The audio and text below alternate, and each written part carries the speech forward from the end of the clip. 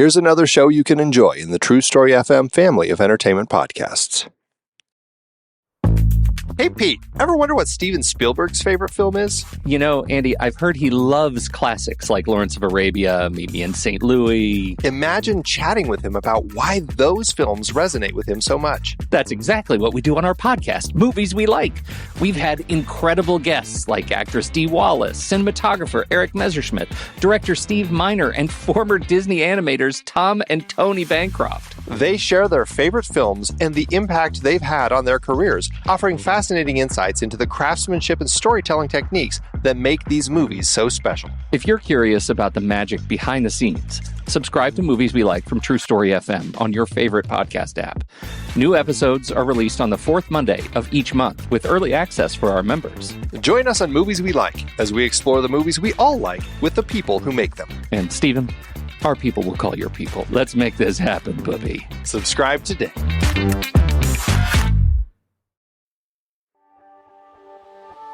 Hooked on you, baby, you're golden. Time moves, I never noticed. Just can't get enough. Got me wonderstruck.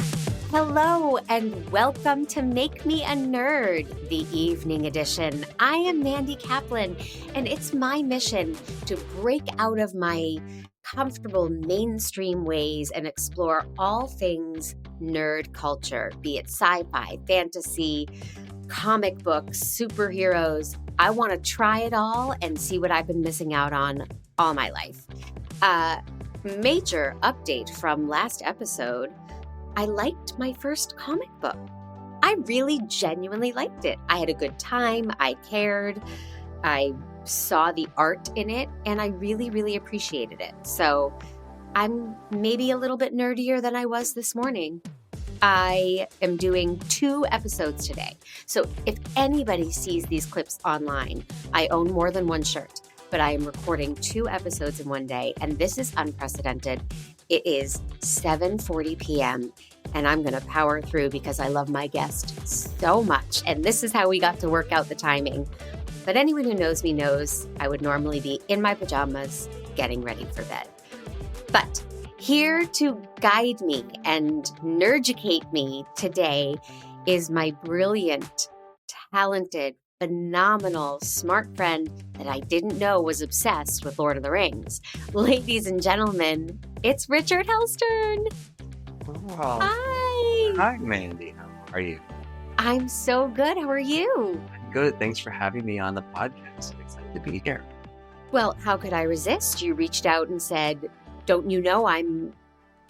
how did you phrase it? Like that you could teach a course in Lord of the I Rings? said something like I could probably teach a college level course on Tolkien and his writings. Yeah. Now, who's Tolkien? Total nerd. What's that? Tolkien is the Tolkien? author. Tolkien. Yeah. J.R.R. Tolkien. He's the writer. He wrote The Hobbit and The Lord of the Rings. And he was a prolific writer throughout his whole life. And when he passed away, his son gathered up a bunch of his papers and ended up publishing, after his death, another book of his earlier writings, where it was sort of the world building that he did. Mm. And so The Lord of the Rings as a book and as movies is actually kind of the tail end of the storytelling timeline that he built. Oh. Yeah, he's sort of the granddaddy of fantasy fiction. Oh, I know. I was kidding. Before we get into Tolkien's timeline, can you tell the world what our timeline is, Richard? How did you and I connect? I think a mutual friend introduced us when you were doing Miscast. Yes. And I think it was our friend Wendy who said, "Oh, I think Mandy's looking for somebody," or maybe she was taking new people on at the moment and recommended you to me and me to you. And so I showed up very nervous and thought, "Oh, I hope I picked a good song." And I think you picked the first song for me. I might have, because I'm very bossy. But I think what was said to me by several people is, "Oh my effing God, have you heard this guy sing?" And I said, no, but he seems very nice and I'm going to meet him and see if it's a good fit. And then you sang and I felt it in my pants. You have the most gorgeous voice and you're such an incredible performer. And You're too sweet. but it's not your profession. but it is something you do when I beg you and time allows us to collaborate and miscast. Yeah, when I was younger, it was my profession-ish. I really never took it seriously enough to make it a profession, but I love doing it. And I always loved playing with you. And, Yeah. I was so overly prepared that first time. I made sure that I was like very dialed in. And I think I got less and less prepared No. every time we went. That's really why I've called you here. I don't even have a podcast. This is just your intervention. Yeah. So I was genuinely surprised. Now you and I are friends and we socialize and have dinners. I know what kind of Mexican food you like. Yes. But I didn't know that you had this obsession with Lord of the Rings and Tolkien. So can you remember when it started for you? Were you a kid or in college or? I was a teenager. I was always kind of interested in map making. And Okay. I was a nerd in a broader sense as a teenager. I was into Dungeons and Dragons, and I played Dungeons and Dragons as a teenager and a high schooler. And I was very much into like there were these really long board games you could play that maybe don't exist anymore because now everything's online for role playing. Right. But I remember having a board game called Civilization, where you sat around a map of the Mediterranean and you pretend everyone was like an area of the map, and you basically had to build your own civilization. It would take an entire weekend. Oh, I'm sure my sister has played it. Yeah, we played a game called Diplomacy, where we would reenact the Second World War. So you'd start as either the Allies or the Axis powers, and then you would spend your whole weekend truly negotiating in back rooms in the rest of the house with your opponents to see who's going to take over. So I was kind of a nerd across the board when I was younger. Wow. Yeah, and I think Tolkien for me was about the map at first. I remember my parents would take me to like used bookstores, and I was always into like old books. And I think I found one copy, and it had this big, beautiful map that would fold out of the back cover that was like 6 times the size of the book. And I remember tearing it out of the book and then putting it on I had a drafting table, like a light table in my bedroom. And I would trace that map and then put it up on the wall. And so I was always obsessed with maps. And that is so interesting. Yeah, no, I loved it. When I sat down to watch the first movie, we debated and discussed, could I read a book? Yes. Like, am I capable of reading a book? And I said I would do it. And you said, I think it'll just be easier and, more digestible if you watch the movie. So I had done episodes many, many weeks ago, an episode about a TV show called Supernatural. Mm-hmm. I did it with this podcast host who created a drinking game. And when I watched Supernatural, I drank at the appropriate times. So I did it for Lord of the Rings. Every time they said ring, I drank. I made it through 13 minutes of the movie. Yeah. They say ring a lot. They do. It is the focal point of the story. Yes. I really committed. I mean, I went all in and hunkered down. Sometimes I watch movies in pieces because it's what I can fit into my schedule, but I didn't want to do that. I wanted to block out. How long is the runtime? 3 hours on this thing? I think the new versions that he put out, because he always now has these extended versions, which become like the canon versions. Yeah, it was very long, but I just pressed play and I didn't stop. I was completely blown away at the world. And that's what these things I'm learning from Star Wars and Star Trek and everything. It's world building. That's what people love, is this escaping into a different world. And he really was the kind of author who did this first. I mean, he was obsessed with languages and building a world. He wanted to build history. And that was, for me, what was interesting about it. It feels real. There's When did he write it? He started writing the very beginning of it. The Lord of the Rings was actually a sequel to The Hobbit. Right.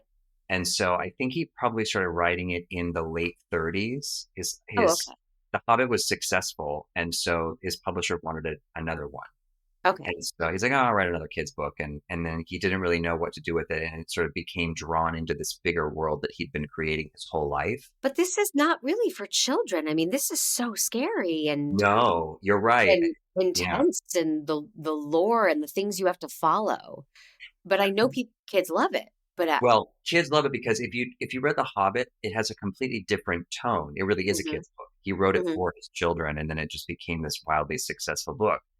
And the tone of The Lord of the Rings shifted when he was writing it. He started writing it like a kid's book, and then he realized very quickly it was going to be this sort of darker story. So he went back and rewrote it to become this sort of epic tale of, good and evil. Yeah, I wrote some of the imagery, and then I'm going to get real fancy with my verbiage.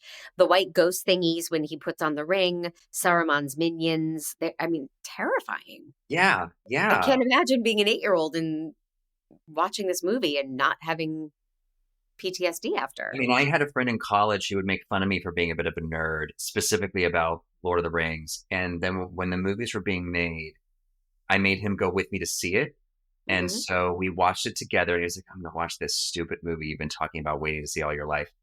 And then we got out of the movie and he looked at me and he said, okay, you got me. Now I know why you're so interested in this. Like he was genuinely impressed with, I Yeah, think, the scope of it. it's spectacular. It really is. I mean, the world. I did have trouble following some of it when they would get. I feel like it would be propulsive, and I was with it, and oh, what's going to happen? And then it would stop down periodically, where they would meet a new character who would do a long monologue about the history, and that's when I would get a little like, no, come on, just get back on the path, and I wanted it to be more propulsive. Yeah, I mean the thing is about the movie is there. It's three movies because it's a big book. In fact, I think the book was originally written to be released as one big book, and his Hmm. publishers were like, "No one's going to read a 1,000-page book," Right.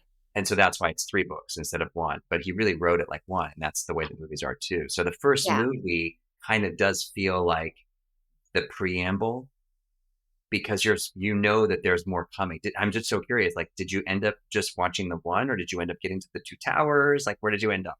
Okay. So I watched the first one and I was really moved. I have so many notes where I was like, why am I crying? What, like I was on the journey and I really enjoyed it and respected it and understood why people would love it. Not necessarily that I was thinking this is my new favorite thing and I'm going to devour all things Tolkien, but Yeah. I got it like your friend. I got it. Then I pressed play on the second one. And that's when Gollum is a featured character. And my precious, I could not handle Gollum. Really? The voice, the exaggerated, like it was, for those who aren't watching, which is everybody, I'm twitching like I'm having a bit of a fit. I am very easily annoyed. And I don't know who Boba Fett, no, Jar Jar Binks. I don't know who Jar Jar Binks is, but people claim he ruined Star Wars because he was annoying and over the top. That's how I found Gollum. Wow, that's so interesting. And I wonder if it's just because it's also completely CGI, and so you don't have that human element. And if you can't, like, I have friends who can't watch anything with dragons. They're just like, dragons don't exist. I can't watch dragons. I'm totally taken out of it when there's Hmm. dragons. Hmm. And maybe that is the kind of reaction where you're like, that's a weird thing. I can't understand how I'm supposed to relate to that voice or that thing. I don't think so. I love talking babies and talking animals in all instances. CGI, cats and dogs. Have you ever seen that movie, Cats and Dogs? Yeah, yeah, yeah. Love it. I don't mind CGI. It was a vocal thing, and I know Andy Serkis. People love him, and he was praised for this. Yeah. To me, I just wanted to say tone it down. That's just my own personal preference. And I also feel that because I watched the first one in one big chunk and then a couple days later pressed play on the next one, it felt like too much of one thing. It was just a continuation. When other people experienced it for the first time, the movies came out a year apart. Right. I think they And they were were one clamoring year. to go back to it, and I think I got saturated.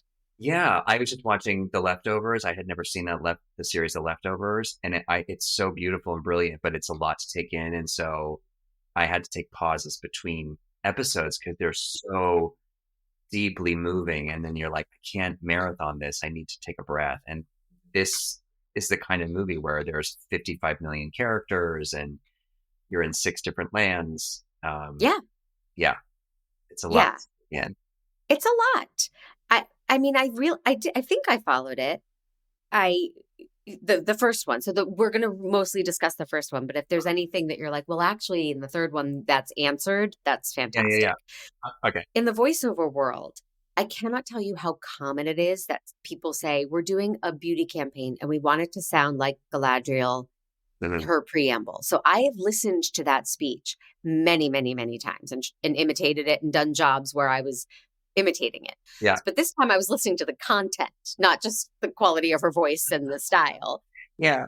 And it was so well done and so helpful. And the way they explained the war happened and the guy died and his finger got chopped off. That was all so, it's like this in a galaxy far, far away, but it was visualized and vocalized for us. Yeah. And it was beautiful and well done, Peter Jackson. I mean, one of the things about those movies, fans like me who are like fans of the books and then fans of his other writing, it could be very easy to judge the movie as not being like honoring the books or not feeling Tolkien enough or whatever. And Peter Jackson was clearly such a super fan and has this sort of sense of honoring the material. As far as I'm concerned, the casting of that movie couldn't be more perfect. I mean, Sean Astin is one of those unsung actors who deserved an Oscar nomination, especially for the performance throughout. But third movie, I mean, I can't even with him. Doesn't he say, I would have followed you, my brother, my captain, my king? Is that him? No. Oh, no, that's Viggo Mortensen. Yeah, no, this is Samwise Gamgee, the Yeah, Hobbit. I just got confused because they didn't put which character said it, but I couldn't stop sobbing at that speech. But Yeah. sorry, I got confused. I thought it was Sean Astin. But when Sean Astin chases him and he's like, let me go with you, I was, Yeah. I mean, He so basically cries through about half of each of those films. Sean Astin is one of the, I mean, he just has this perfect sensibility for the character. He's so noble and so wonderful and so brave. I just can't get enough of that guy in that movie. He's just like perfect. And I mean, honestly, all of the actors in those lead roles, and you know, I think the story is that Viggo Mortensen was cast after they started filming. They had cast someone else who they decided was too young. And so like 3 or 4 days into filming, I think Peter Jackson said, this isn't going to work. And then they flew Viggo in. So he was dropped in cold to this film. And they filmed. He was dropped in hot, Richard, is what he was dropped in. He was dropped in hot. This is true. Yeah. And of course, you know, you can't imagine anybody else playing. Yeah, I kept looking him up because he was so much older than he looked on film. He was in his 40s when he did it. And he looked, 32 and fit and virile and playing a guy who's supposed to be 90. So, who can tell? Oh, see, I missed that. You don't get that in weird movies. I want to know Gollum's diet. Yeah. Is it keto? And I want to know Aragorn's skincare routine. Cause it's mostly raw fish and, mud pies for Gollum. And, okay. Yeah, and Aragorn, he's one of the older. He's like a race of men that's very long lived. So his skin care routine is he probably doesn't have to do much because they live for hundreds of years. Good for them. Yeah, but so did Bilbo, and he looked his age. Well, but he lived a really long time because he had the ring. That's the power of the ring. The ring kind of extends your life and makes you live a lot longer than you really should, which is why Gollum has become this sort of creature that he is. He had the ring and he should have died hundreds and hundreds of years ago, but because the ring has kept him alive, but not in a healthy way, he just sort of feels, strung out. He looked like when the pandemic hit and we all started doing Zoom meetings, I would look at myself and go, oh my God, I'm like the crypt keeper. My forehead was folding over itself and my hair, I was just like, that's what Gollum looks like.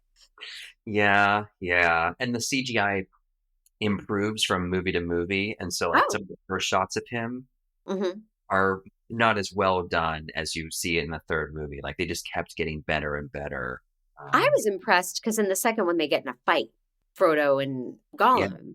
And it was really well done. And, I marveled at the CGI. I had no complaints about this. I thought the movie visually was perfect. And it won for visual effects, the Oscar. But it didn't win the art direction. I looked up all the Oscars because I remembered it being a big winner. And at the time I was like, what? What's this movie? Yeah, because I think they waited to give it like picture director until the third one. But this one I didn't remember that, but yeah, I mean, it's just, I mean, they spent a year and a half in principal photography, I think. It was a Hmm. really long time that they shot for. Because And they shot them all together, right? they shot them all Yeah. together. And so they brought the whole cast to New Zealand and shot all over New Zealand. And it's like a love letter to his home country too. That's what's so brilliant about it to me as a movie, is that you have this fan of film in general in Peter Jackson, and then he has such love of this material, and then he's also such a fan of like bolstering the movie industry in his country. He kind of single-handedly ignited the New Zealand film industry with this movie, and now there Yeah. are huge studios down there and massive productions going on all the time. Yeah. I was blown away. The music, Howard Shore, it's perfection. And I wrote, oh God, the stakes are so high and it has so much heart, which sometimes I think action adventures lack. They're all about spectacle and violence. And this one, you're you're feeling what Frodo's feeling. You're feeling how high these stakes are for all of these men. It's really powerful. I feel like I read a review of one of the movies at some point where they were saying that he goes from these really big wide shots where you see like the gorgeous countryside, right? And then he'll bring it. Shire. Oh, Oh, it's gorgeous. beautiful. Well, they build that like a year ahead of time. They planted all these trees and flowers and stuff, and then they were like, we have to come back in a year when it's all green and lush, start shooting. Gorgeous. Um, but he was really good at also bringing in these very small human moments, like you're saying, where these like really, small scenes between characters where they're just relating to each other. It's like a drama that just happens to be in this fantastical world. Because you're right, like they're just every single one of them is playing the stakes super high. It's the end of the world. It's going to be the end of the world. So Right. Right. I mean, that comes through. Um, I do have, obviously I have questions because I was a little confused, and rather than try to figure it out, that's why I have this podcast, to make you explain, why would he name Saruman and Soren such so similar names? yeah, I mean, here's the thing. And George R. R. Martin, who wrote the Game of Game of Thrones, Thrones. he will say something similar. It's like this old writing 101 thing, like don't name two characters in a book similar sounding names because you're going to confuse your reader.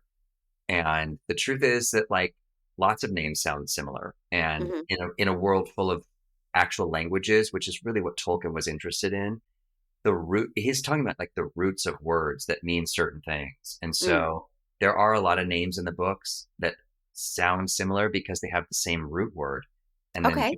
suffixes. So Well, I love that there's reasoning behind it rather than just, yeah. oh, perhaps he got lazy. That's the worst thing to think. Yeah. No, he was a linguist. He was a philologist. He was on the original, like I think he wrote the Oxford English Dictionary with the team of people that put the first English dictionary out. Uh, Okay. he was like, I mean, talk about a super nerd. Hmm. Tolkien is the original nerd. He helped to literally define words in the dictionary, and wrote and created 5, 6, 7 of his own independent languages. Wow. And Well, and created Elvish, yeah, right? yeah, Yeah. and not just one. There are like 5 different versions of Elvish. Oh boy. He's like, okay, there's the old Elvish, which is like Latin, and then there's the sort of everyday Elvish, which is And like, then the Vegas Elvish. and then there's Vegas. Thank you. Yeah. No, I mean that, and that's the other thing too. Like when I was a kid and was a nerd, one of the things that drew me to his books is that you could buy other authors had written things about the languages. You could buy like, and I still have books on my bookshelf where it's like essentially a glossary or a Yeah. dictionary for his Right. languages. And I practiced writing in Elvish when I was a kid. And I mean, I learned how to write in Tangwar. I learned how to write in Dwarvish runes. I was very much into that part of his lore. Part of me wants to get under the sleeping bag with you with our flashlights, and part of me wants to beat you up and stuff you in a locker. It's a lot. I think it's probably both at the same time. It's, yeah. And but see, nerddom, this is what's so interesting to me listening to your podcast, is that nerddom is really tangential to entertainment, because nerddom in all the spaces you've been talking to guests in, it's all about world building. It's Yeah. all about make believe. Right. And this author was the ultimate in imagination. He just continued to make stuff up and think, well, this would be, oh my gosh, I wonder who that guy is. Let's write a whole chapter about him. And Mhm. then, maybe I need a whole other area of the map here. So there's a whole new group of people that live there. He yes ands himself and doesn't close himself in. And I think that it is about world building, but the stakes are so human. The end of Mhm. mankind and these lifelong friendships and bonds and all of these things that are very close to us that we can relate to, as opposed to aliens in outer space that they lose me when it's not about something I can hold on to. And I think the friendships formed in this movie made me I was so moved to see. I think all good fantasy, and I'm a fan of a lot of other kinds of fantasy and sci-fi, like Battlestar Galactica that Ronald Moore did, Oh. which is one of the all-time great television series. And it's because he wrote a drama, a human drama. It just happens to be set in this crazy space age backdrop. And so for nerds, it's like this amazing look at the ship and they can travel faster than light and all these robots. But really, there's like episodes about a boxing match, and the whole episode's just about two people. And Tolkien's films are the same way. They're just people trying to do something together, Hmm. and the world around them is the world around them. They do. And bangs. I wrote this movie brought to you by bangs. So this movie really, to me, was just like, this is what the world was like before product. I Yeah. mean, Well, the they elves all have have the good same product. hair, those Okay, hobbits. wait, no, hold on. The hobbits don't have products. That's true. Right. The elves have lots of product. The elves' hair, you don't see many elves, I guess, but the elves That's have not really, Tyler. yeah. You didn't think she had great hair? She does. Yeah. But I was okay. And then I'm not shallow, I swear, but I wrote a lot of hair notes. I wrote, Saruman looks like the love child of Marsha Brady and Sam Elliott. What's he so upset about? That's good genes. It is good genes. He had a great wig.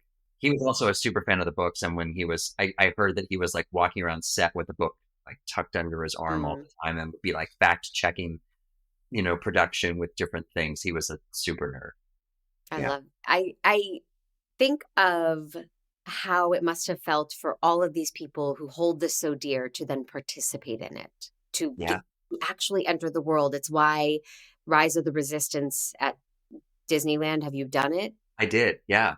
I mean, I'm not a Star Wars person, and it was magical. You were on the ship. You were there with Darth Vader. It's just When those doors open and you see all of the stormtroopers standing on the deck, Mhm. that's a wow moment. You really feel like you're someplace different. There's so many wow moments because of the opportunity to be in the world. This lucky cast and crew got to be in this world for a year and a half.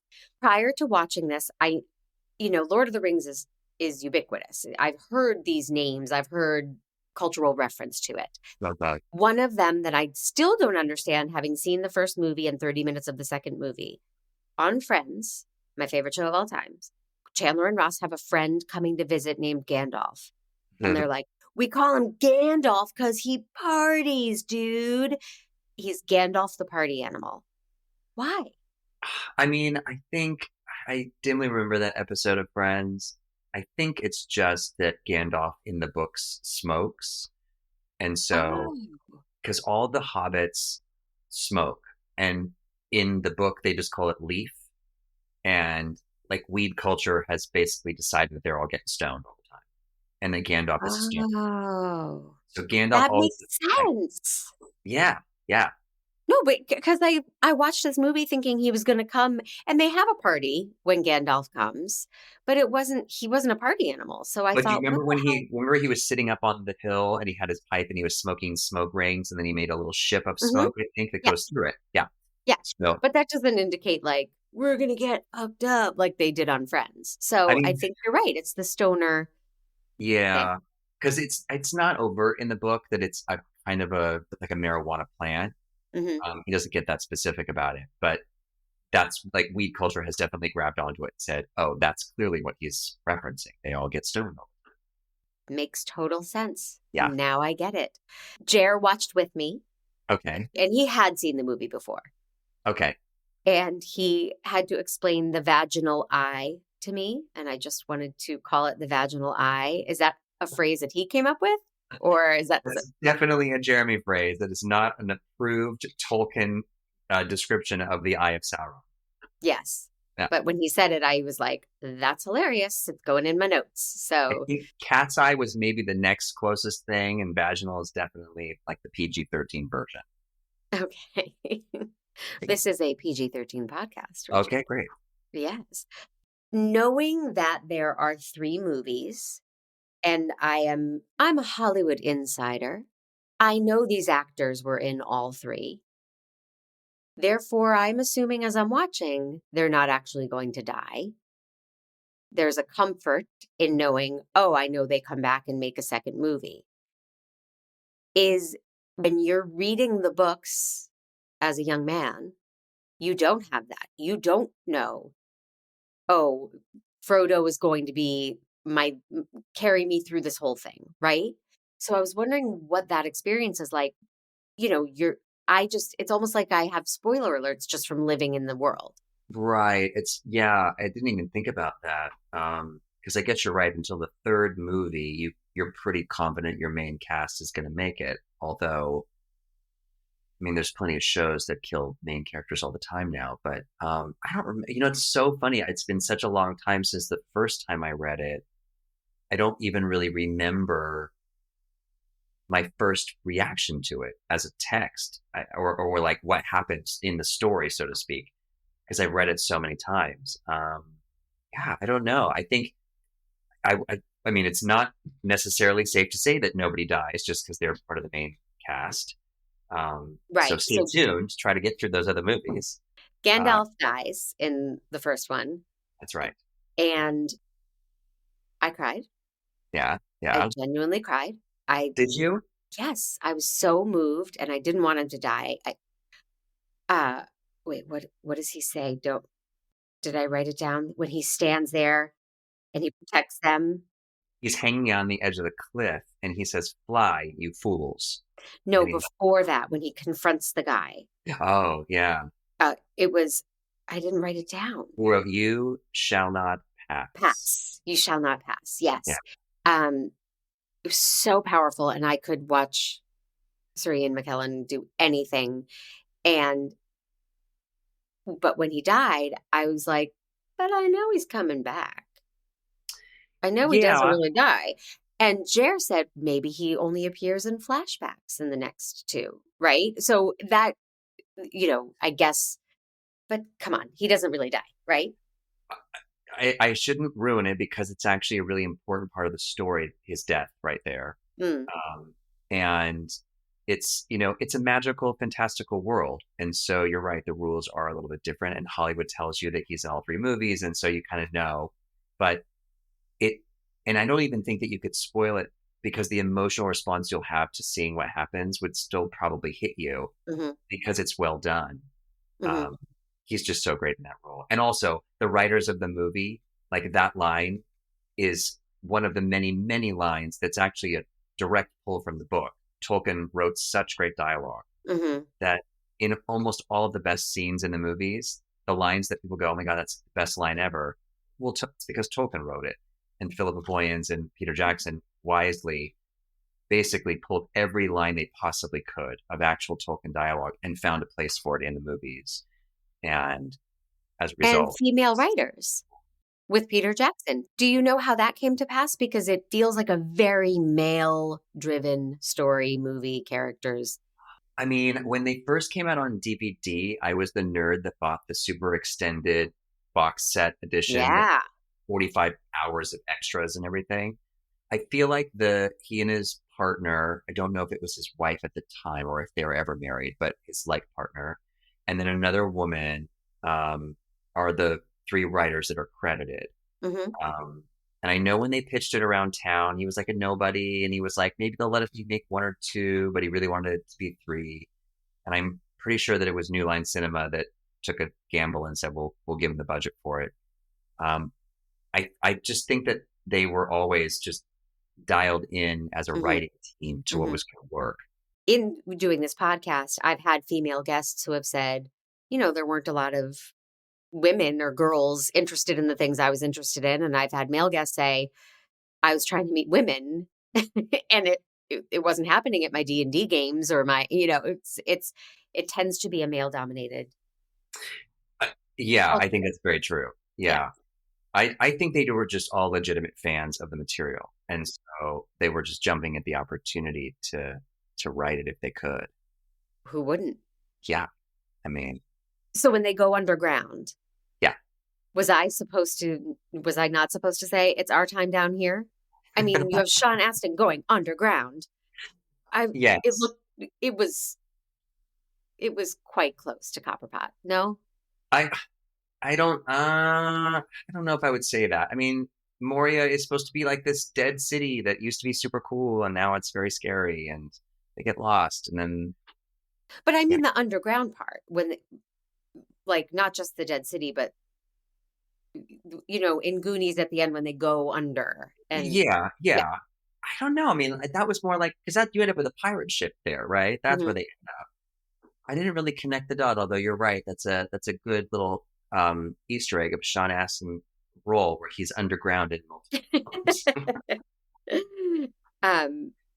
And then I also felt, I asked you when it was written, because I also felt similarities with The Wizard of Oz. The creatures climbing the wall felt very Flying Monkey-esque. Oh, interesting. And Frank L. Baum would have been before this, right? Or I don't know when that was written. You know what? I honestly don't know when Frank L. Baum wrote, but I think you're right. It was turn of the century, but I'm probably going to get fact checked on that. I know that Tolkien started writing when he was truly in the trenches of World War I on the back of a notebook. And so his ideas for his world building started when he was probably 20 years old. And his idea of orcs, which are those things crawling on the walls, they were very near the beginning of his invention. I think he was calling them goblins.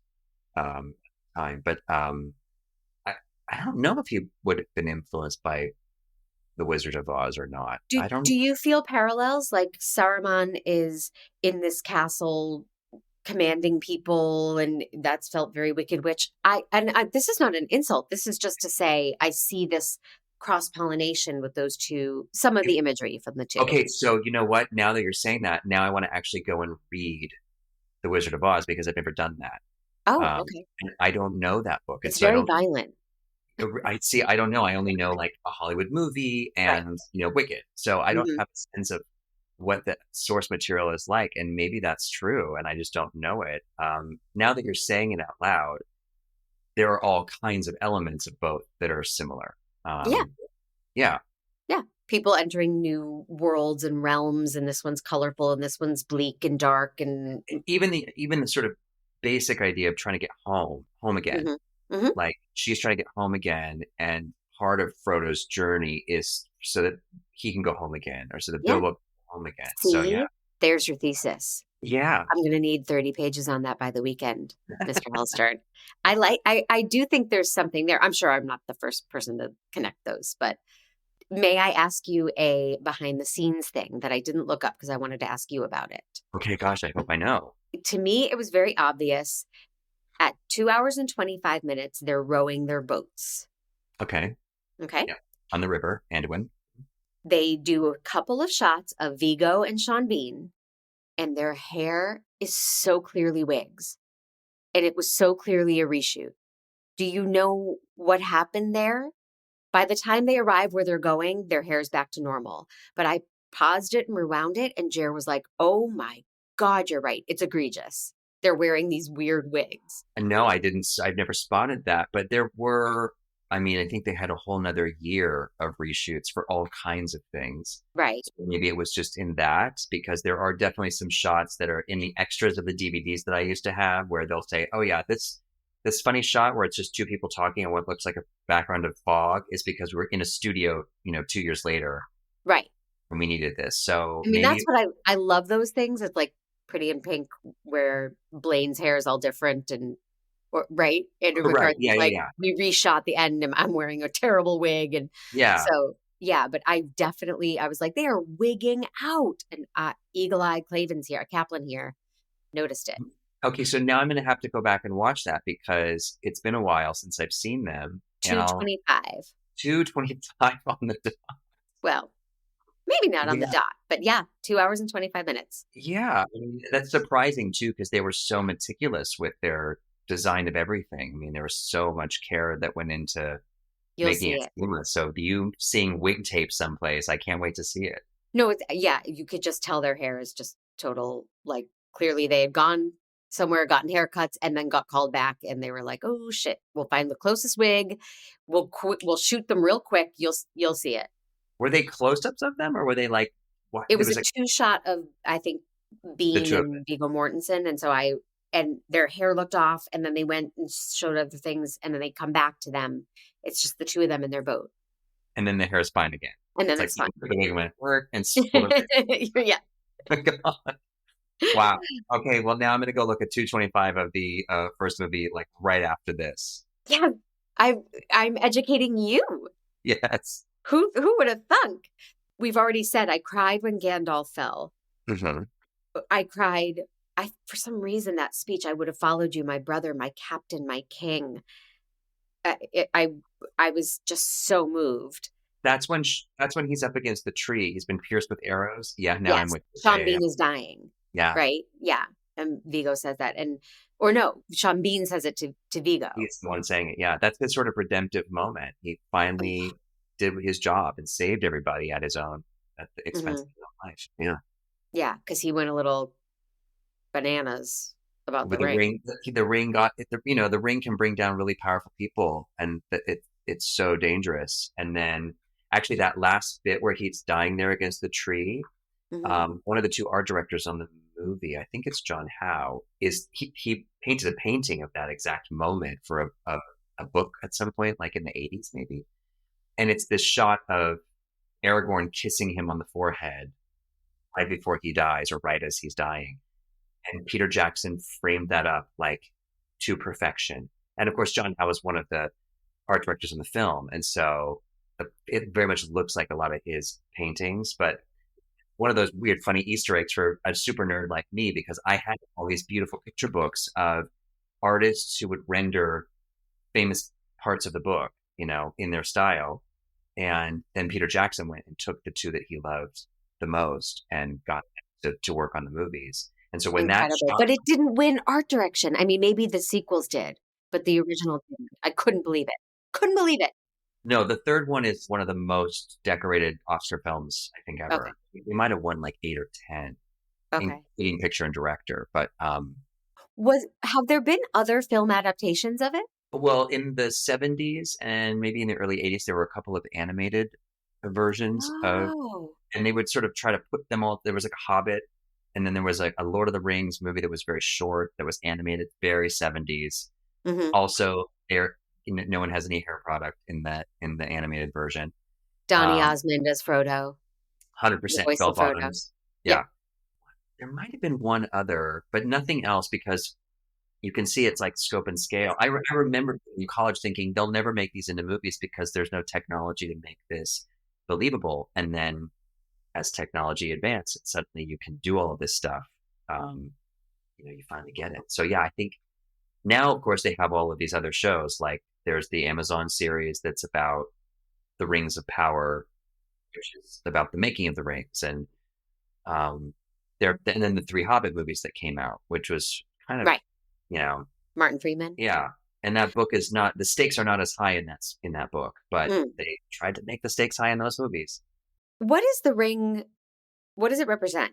Is it love? Is it money? Is it, what is it that you would kill and die for and you believe is the reason, the raison d'etre? Damn. So, I mean, in the books, it really is the sort of life force of Sauron. He kind of poured himself into it. And so kind of at its core, it's almost like evil incarnate or temptation. And so it will reflect back the worst part of you, whoever you are. And so throughout the book, if you're like little Bilbo, he's a really great person. So it doesn't really reflect very badly because he's a pretty great person. But doesn't he get a little like, let me see it? And he flips Yes, out. Yeah. he does. But it's at a sort of level that is at his own stature, so to speak. Whereas if Gandalf or Galadriel were to take the ring, they have such wisdom and power and knowledge that the ring would corrupt them at like this sort of huge, much bigger way, you know, than anybody else. So I think at its core, it really is just the temptation. It's like in Christianity, the fall from grace. The ring represents, you know, your worst possible instinct. And that's what Sauron is. He's temptation and evil and, you know, malice. I've been saying the wrong name, haven't I? I said Samaron, and you're saying Well, Sauron. Sauron is your vagina eye is Okay. Sauron. The force Yeah. that we don't see. He's the big bad. And Saruman is Saruman Christopher Lee. is the wizard where you feel like he is hodgepodge of other characters. Yes. With the white wig. Sam Elliott and Yeah. Marsha Brady. Doesn't Exactly. everyone get that way? Just me? I did not get Marsha Brady, but now I won't be able to unsee it, unfortunately. And every time they get into those wizard fights, I'm just going to see him tossing Marsha Brady around the room. Is there anything else about this that you have to tell me? Because you and I are never speaking again after this. You got it. I will say honestly that if you cried in this first movie when Gandalf died, get through that second movie and get past the Gollum situation to get to the third film, because the third film really is the best of the three films. Okay. In terms of its emotional punch. Okay. It is, I mean, you will just openly weep at moments. Yeah. They're so amazing. And that's the movie that like Sean Astin should have been nominated for an Academy Award. Mm-hmm. He is almost certainly he's the heart of the movie in a lot of ways. Mm-hmm. And Viggo Mortensen is just spectacular. And the story reaches these two heights where it's like as big a stake battle, saved of the world kind of situation, and also like these little tiny human stories that are so touching. So if you have the time, I recommend getting through them because it's well worth it. The payoff is there. Okay, well, hopefully I'll get a cold soon and I'll have the time. I'll have nothing else to do. Yeah. So as you know, I am a very mainstream person and my tastes are very network friendly. And I was listening to the second Mandy Kaplan book. She has written 2. Yeah. And this one is once she had the Mindy Project. So she's now, you know, the first one was much more about her childhood and that type of thing. Mm-hmm. And she immediately made Lord of the Rings references within the first minute of the book or something. And I was like, I get these references. I get why it's funny. I understand these jokes. So had I not watched Lord of the Rings right before listening to that, I would have been going, oh, again, you know, I'm left out of the party. So thank you, because it's making me nerdy enough to enjoy other things too, you know. I'm so glad. And I'm really glad that you said at the beginning, like you really actually were moved and impressed by the film. And I know that it's a hard thing to get into anything fantasy, but this one's keeper. It is. All right. I need to do my business and let everyone know that Make Me a Nerd is a production of True Story FM, engineering by Pete Wright. My music is Wonderstruck by Jane and the Boy.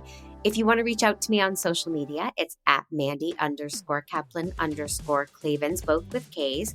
And please, if you're listening on Apple Podcasts, please leave me a review. Let me know what you think. Reach out. It helps me grow this podcast and get to keep doing it, which I would love to keep doing it. It's so much fun. And if you really want to support my mission, you can go to makemeanerd.com and hit the join button, and $5 a month gets you extra content and more access to me and helps me on my journey. Thank you so much for listening. Richard Hellstern, thank you so much for being here and sharing your passion and your knowledge. And, you light up when you talk about it. And it was so fun. Thank you for reaching out. I didn't know this about you. So we can find other things to nerd out about together. I would love that. We can play some Zelda together. I've already done that. I know. That's what I'm saying. And it did not work for me or my marriage. But we'll find something else. Okay. I love you so much, Richard. Thank you. And I love you all for listening. And I don't know what I'm doing next, so I can't give you a heads up.